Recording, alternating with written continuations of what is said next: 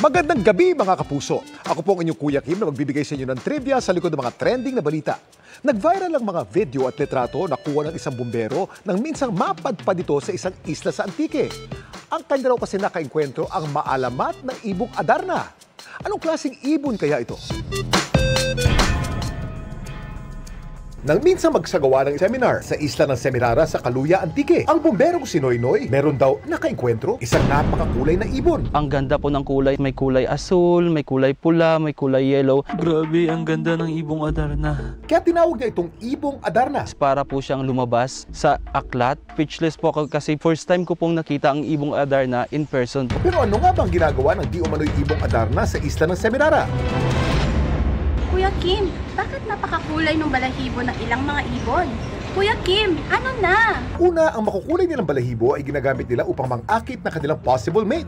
Nakakatulong din ang mga ito para magtago mula sa mga predator sa mamamagitan ng pag-camouflage. Grabe, ang ganda ng ibong Adarna. Ang binansagan naman ngayong ibong Adarna sa Antique, isang golden pheasant o Chrysolophus pictus. Pero alam niyo ba na tanging mga lalaking golden pheasant lamang ang may makukulay na balahibo? Yung babae ay batik-batik ang kulay, no, brown. Tapos yung kanyang dibdib, tsaka yung gilid ay buff or blackish brown. At gaya ng maalamat na ibong Adarna kung saan ito kinukumpara, ang mga golden pheasant napakailap din sa mga tao. May mga bago siyang nakikita doon sa paligid niya, siya ay umaalis. Kung tayo mga Pinoy, sa ibong Adarna tinutulad ang naturang ibon. Alam niyo ba na sa China, kung saan ito nagmula, may paniniwala ito raw ang inspirasyon ng isang sagradong mythological na hayop, ang Feng Huang o Chinese Phoenix. Akala ko sa libro lang to. Pero ano nga bang ginagawa ng isang golden pheasant sa isla ng Semirara? Sa isla kasi matatagpuan ng isang aviary at biodiversity conservation center na nagsisilbing tahanan ng mga golden pheasant at iba pang mga ibon. Aviary is the part of Semirara Biodiversity Conservation Center, which is a private facility. We are dedicated on preservation and protecting, reminding biodiversity on Semirara Island. It's a large number of wildlife, mainly birds. Altogether, we have about 360 individuals of wildlife. At sa mga nais masilayan ang golden pheasant at iba pang ibon sa aviary, kailangan daw munang makipag-ugnayan sa kanilang pamunuan. Pero alam niyo ba na may isa pang ibon pa rito sa Pilipinas na madalas ding maugnay sa maalamat na ibong Adarna? Ito ang Philippine Trogon o Harpactes ardens, isa sa pinakamakulay na endemic bird sa Pilipinas. Tulad ng ibong Adarna, napakailap ng mga Philippine Trogon sa mga tao at hindi nabubuhay ng matagal kapag sila ay hinuli at nilagay sa hawla. Pero hindi ka raw aawitan ng lullaby ng isang Philippine Trogon. Ang huni o tunog kasi ng ibon na ito kakaiba, may tutulad sa neigh o tunog ng kabayo. Samantala, para malaman ng trivia sa likod ng viral na balita, i-tweet o i-comment lang #Kuya Kim. Ano na? Laging tandaan, kimportante ang may alam. Ako po si Kuya Kim at sagot ko kayo, 24 oras. Niyanig ng magnitude 6.3 na lindol ang Taiwan ngayong araw. Pinakamalakas yan sa mahigit 200 pagyanig doon mula nang mamisala ang magnitude 7.2 na lindol itong April 3. Ang lagay ng mga Pilipino roon sa pagtutok ni JP Soriano.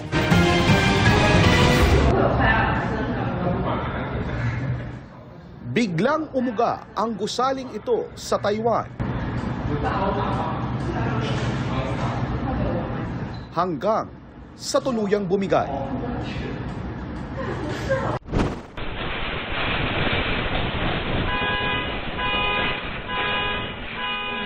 Aakalain namang may malakas na hanging dumuyan sa mga kabling ito. Pero lalong lumakas ang uga hanggang pati ang katabing puno ang yumanig. Sa loob naman ng bahay na ito, nagtumbahan ng magkakapatong na libro.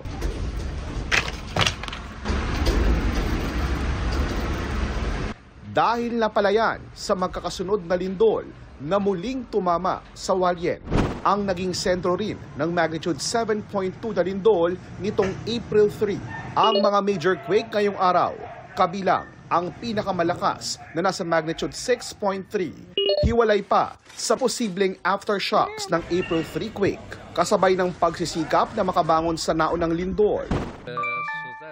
Ang hotel na ito nasira noong April 3, pero ngayon tuluyan ng tumabingi dahil sa magkakasunod na pagyanig.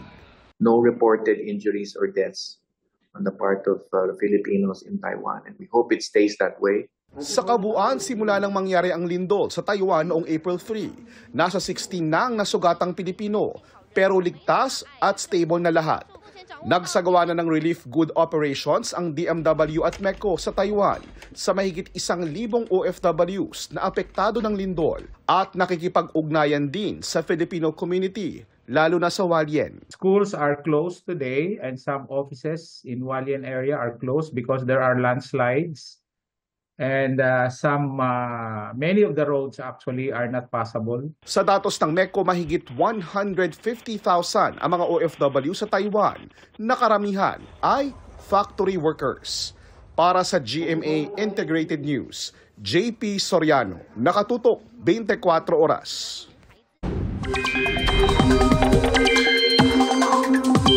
Sa mga matagal nang naghihintay na umulan para mabawasan kahit papano ang nakakapasong init, mukhang mangyayari po yan bukas sa ilang bahagi ng bansa. May umiiral kasing Intertropical Convergence Zone o ITCZ sa may bandang Mindanao. Ang ITCZ ay binubuo ng makakapal na ulap dahil sa pagsasalubong ng hangin galing Northern at Southern Hemisphere. Magdadala yan ng maulang panahon sa mga apektadong lugar. Pero tuloy-tuloy rin naman ang pag-iral ng easterlies na dahilan pa rin ng napakainit na panahon sa malaking bahagi ng bansa. 48 degrees Celsius sa Apari, Cagayan kanina, kagaya ng naitala rin noong Holy Week sa Rojas Capiz. Pinakamataas na sa ngayon mula nang magsimula ang tag-init season noong Marso.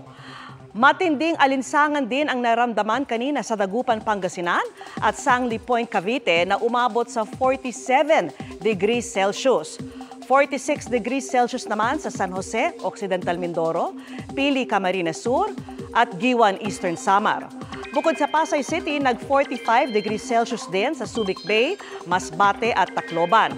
Para bukas, pinakamataas ang 46 degrees Celsius na posibleng maranasan sa Pili, Camarines Sur. 45 degrees Celsius sa Apari, Cagayan, Dagupan, Pangasinan at ilang bahagi ng Mimaropa. At 44 degrees Celsius sa Pasay City, Tuguegarao City at Giwan, Eastern Samar. Bukod sa matinding init, paghandaan din ang pag-ulan. Base po sa datos ng Metro Weather, halos buong Luzon at Mindanao ang posibleng ulanin bukas, lalo na po sa hapon. May malalakas na ulan sa Northern at Central Luzon, Barm, Soc-Sargen at Davao Region. Maging alerto dahil posible ang pagbaha o landslide. Dito sa Metro Manila, may tsansa rin ng localized thunderstorms bandang hapon o gabi.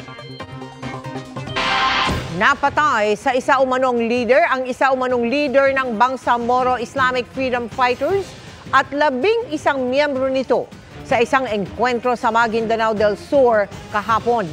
Kinilala na ng Armed Forces of the Philippines ang nasawi na BIFF leader bilang si Alias Caryalan. Patay rin sa engkwentro ang kapatid niyang si Saga Animbang na operations chief mismo ng grupo. 7 sundalo naman ang sugatan pero stable na ang kanilang kondisyon. Sa isinagawang clearing operation, na-recover ng mga otoridad ang 12 mga armas na pinaniniwalaang pagmamay-ari ng BIFF. Doble ingat sa mga nakakatransaksyon online. Sa Mandaluyong City, tiklo ang isang babaeng nag-aalok umano ng proseso ng annulment pero scam pala. Tunghayan sa aking eksklusibong pagtutok. Sinetap ng mga pulis ang entrapment operation sa isang kainan na ito sa Mandaluyong kung saan nakipagkasundo ang suspect na makipagkita sa biktima. Maya-maya pa'y dumating na ang suspect nang iabot na ng biktima ang panghuling bayad para sa pinapaproseso niyang annulment ng kasal. Dito na inaresto ang 29 anyos na babaeng suspect. Ayon sa pulisya, naghanap online ang biktima ng pwedeng umasikaso ng pagpapulang bisa ng kanyang kasal at dito niya nakilala ang suspect. In-invite siya doon sa bahay.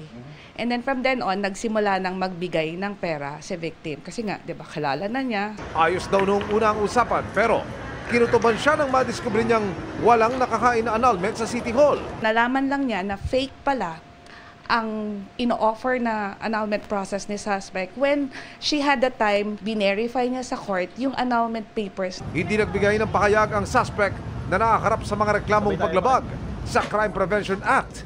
falsification of public documents at swindling. Not everything you see on social media are true and correct. Kadalasan dyan, fake ang mga ino-offer nila ng services.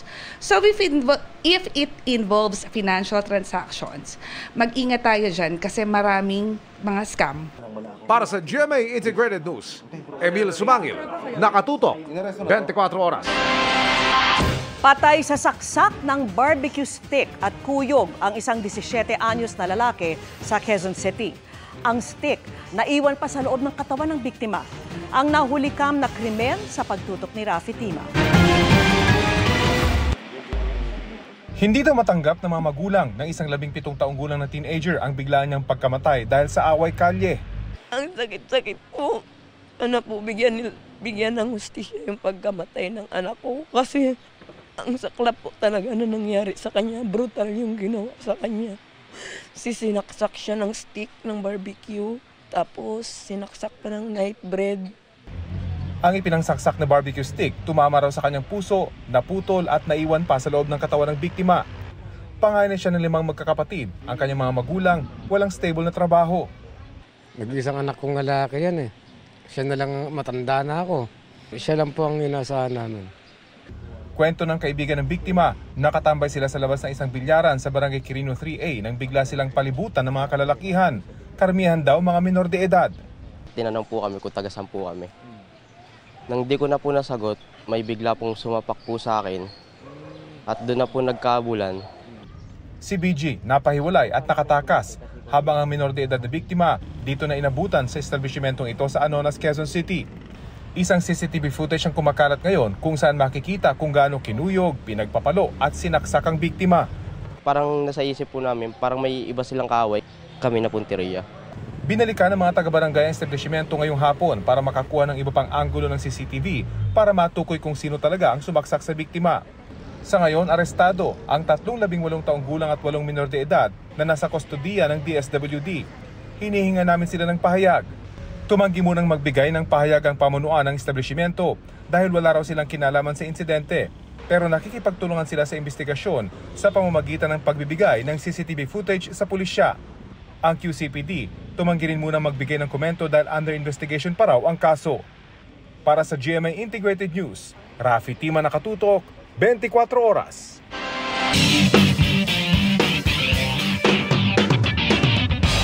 Liksi at tatag ng katawan at di matatawarang determinasyon.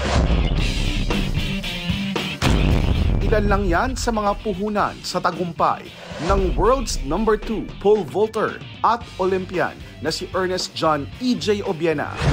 Katunayan, mahigit 3 buwan bago ang 2024 Paris Olympics ay sasali pa siya sa 7 build-up competition para mahasa pa ang sarili.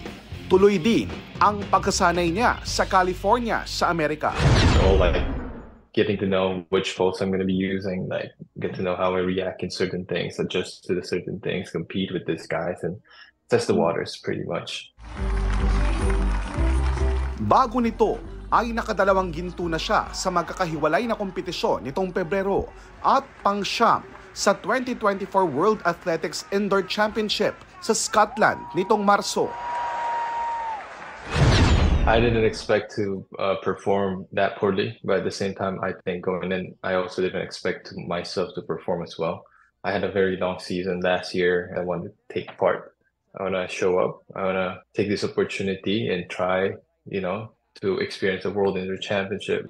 Ang target ni EJ sa Paris Olympics, matupad ang naunsyaming misyon noong 2020 Tokyo Olympics na makapag-uwi ng medalya. I can't promise to win. All I can promise is I'm going to do my best and I'm going to give it everything I've got.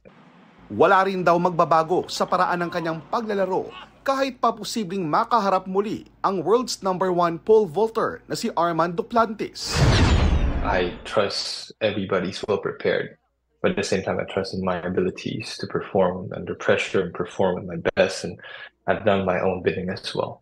So I'm banking on that and I'm stepping on that field to fight for that win. At bagamat may anunsyo ng halos 3 milyong pisong katumbas na halaga para sa makaka-Olympic gold sa mga track and field gaya ng pole vault bukod pa sa prize money, lupa at medalya. Sabi ni EJ, ang magbigay karangalan sa Pilipinas sa Olympics ang talagang gusto niya. Being honest, it doesn't make me feel different. I really just want that medal. Para sa GMA Integrated News, JP Soriano, nakatutok 24 oras. Nadaganan ng malaking bato ang batang magkapatid na naglalaba at naliligo sa isang ilog sa Davao del Sur. Patay ang isa habang kailangang operahan ang isa pa. At nakatutok si Arjun Relator ng GMA Regional TV 1 Mindanao. Pinagtulungang buhati ng mga lalaking ito ang malaking bato sa Sibulan River sa Barangay Astorga sa bayan ng Santa Cruz, Davao del Sur. Pahirapan ang pagbuhat dahil sa sobrang bigat. Kaya malaki ang naitulong na naka-standby na backhoe sa tabing ilog. Nang maalis ang bato, tumambad ang katawan ng dalawang batang nadaganan nito. Wala ka, Lord! Ay, Lord! Ay, sa bata, man! Agad silang dinala sa ospital, ngunit idineklarang dead on arrival ang 1 taong gulang na batang babae. Minomonitor naman ang kondisyon ng kapatid niyang 4 na taong gulang na lalaki matapos magtamo ng mga bali sa katawan. Nakatakda rin itong sumailalim sa operasyon. Nangayo migtabang sa inyo ha ka ng financially good kay para sa duwa ka bata kay para mahilo na pud ang si Joyce nya karon si Brent si Angelo. Kinanglan na mo inyong prayers po. Ayon sa kaanak, naglaba at naligo sa ilog ang pamilya ng mga biktima nang mangyari ang insidente. Kurag na-slide tong bato dira o sa kuan. Wala sila nakabantay. Umambon din daw noon sa lugar, ayon sa tiyahin ng mga biktima. May moto akong kuya, dali po daw siya dagan. Napugnan pa daw niya ang bato, pero sa kabugat lagi sa kadako. Wala niya na kaya na buyan ganyan batang. Sa ngayon, nangako na ng tulong sa pamilya ang barangay. Mula sa GMA Regional TV 1 Mindanao at GMA Integrated News, Arjun Relator, nakatutok 24 oras. Nagprotesta ngayong araw ang grupong Piston sa harapan ng Korte Suprema laban sa nakaambang PUV modernization. Hiling ng grupo, aksyon na ng Korte Suprema ang hinihingi nilang temporary restraining order laban sa pagpapatupad ng April 30 deadline para sa consolidation ng kanilang prangkisa. Paninindigan ng grupo na mali at hindi raw naayon sa konstitusyon ang ginagawang consolidation ng prangkisa. Magsasagawa rin daw sila ng tigil pasada sa April 29 at 30. Magaling na matapos ma-ospital si Julian San Jose dahil sa severe stomach pain at migraine attack. Thankful din siya sa pagiging understanding ni Regine Velasquez nang hindi siya makapag-perform sa concert nito dahil sa sakit. Makichika kay Aubrey Carampel. Up and about na si Asia's Limitless star Julian San Jose matapos ma-ospital noong Biyernes. Nakaramdam daw si Julie ng severe stomach pain at migraine attack, dahilan para hindi siya matuloy na mag-perform sa concert ni Asia songbird Regine Velasquez. Nakapag-rehearse na raw si Julian the day before the concert at looking forward na sana sa kanilang production number together ng kanyang ate Reg. Pero nangyari ang hindi inaasahan. Pagising ko, bigla na lang ako nagsusuka. It went on for hours tapos sabi ko, ayoko muna dalhin yung sarili ko sa ospital kasi baka mamaya mawawala naman or whatsoever ganyan. Pero like talaga nung dire-diretso na, hindi na talaga tumigil. Nagpa-hospital ako kasi tatakot din ako, tsaka yung family ko natakot din sila. Even Ray was there, pinuntahan din niya ako sa ospital. Nanghihinayang man sa hindi natuloy na guesting, nagpasalamat si Julie kay Regine sa pag-intindi sa kanyang sitwasyon. Siyempre nakaka-feel bad pa rin kasi talagang looking forward ako na makasama ulit si ate sa stage. Pagkatapos sumailalim sa ilang tests, ay na-discharge rin naman agad si Julie at may clearance na rin na magbalik trabaho. Samantala, very memorable and one for the books daw ang Sparkle Goes to Canada tour experience ni Julie. Kasama sina Raver Cruz, Barbie Forteza, David Licauco, Ruru Madrid, Bianca Umali at Bubay. Nag-extend sila ni Raver para makapamasyal. Nakapanood din daw sila ng NBA game at nasaksihan din ang solar eclipse doon. Plano raw ng Sparkle na dalhin ang show sa Amerika at sa iba pang bansa sa Asia. It is a very good experience kasi nagkaroon kami ng chance to be with our global Pinoys and Kapuso abroad.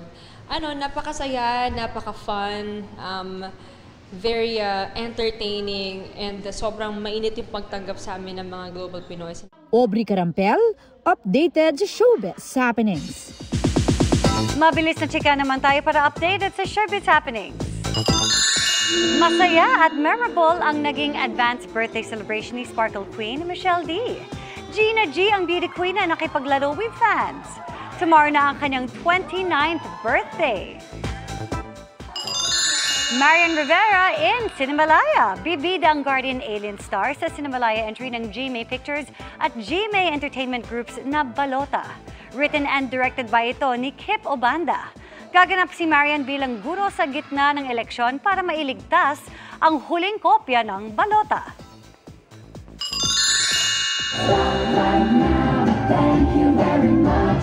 Another celebration dahil sa iconic reunion ng Spice Girls. Sa video na ipinost ni David Beckham, makikitang nagja-jamming ang girls kabilang ang kanyang asawa si Victoria sa hit song ng grupo na Stop. And that's my chika this Tuesday night. Ako po si Ia Adaliano, Miss Mel, Miss Vicky, Emil. Thanks, Ia. Salamat sa iyo, Ia. At yan ang mga balita ngayong Martes. Ako po si Mel Tiangco. Ako naman po si Vicky Morales para sa mas malaking misyon. Para sa mas malawak na paglilingkod sa bayan, ako po si Emil Sumangyo. Mula sa GMA Integrated News, ang News Authority ng Pilipino. Nakatuto kami 24 oras.